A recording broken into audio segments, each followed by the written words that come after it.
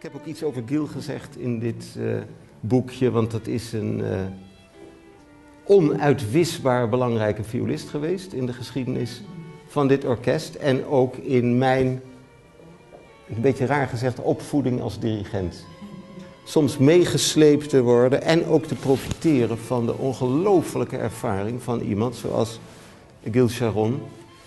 Daar heb ik heel veel aan gehad. En heel soms lagen we een beetje in de clinch, maar het is altijd een groot genoegen gebleven. Wat ik ook zeer waardeer, Gil, dat als we spelen met een andere concertmeester, zoals met die fantastische Chinees-Belgische violisten, waar ik een heerlijk programma mee gehad, Gil zit altijd in de zaal.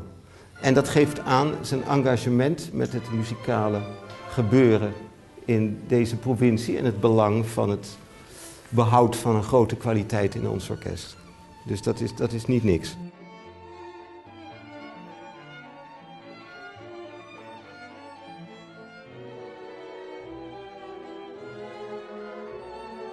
Tja Gil, daar staan we dan.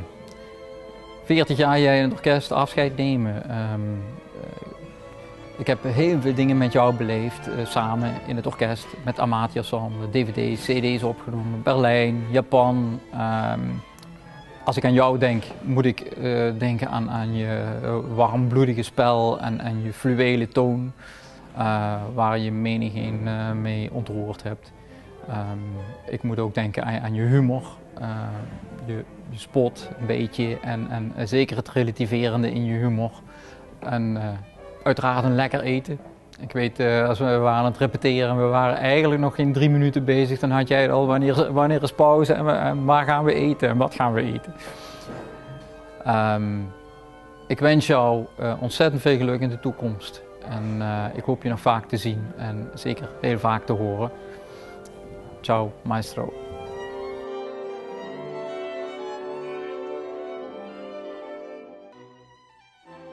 Wie meer dan 40 jaar de taal van de muziek zo magistraal gesproken heeft, de toon van het orkest gezet en nimmer ooit zijn woord gebroken heeft, om toegewijd zijn talent, inherent aan wat kunst voor mensen kan betekenen, door te geven, op te tillen, verder zetten, uit te spelen, weet hoe het hart te raken.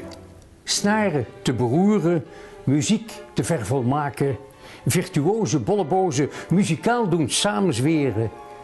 Ten finale roeren wij hier de pauken, blazen het koper en slaan onze trom voor de groot- en concertmeester van Limburgs Symfonieorkest. Enorm bedankt, Gil Sharon.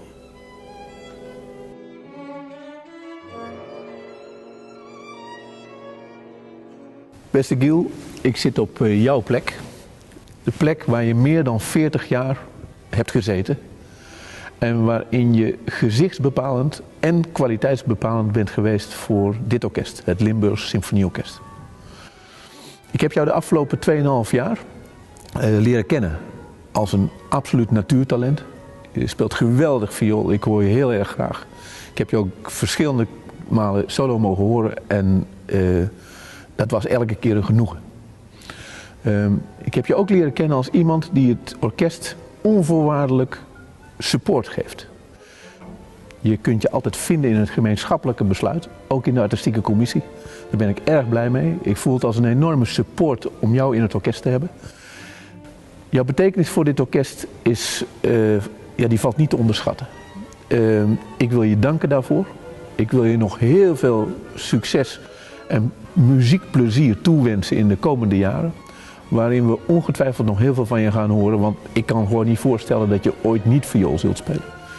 Ik hoop er dan ook nog heel vaak van te mogen genieten en ik wens je het allerbeste. Dank. Dank voor alles wat je hebt betekend voor ons en ook dank wat je betekent voor mij.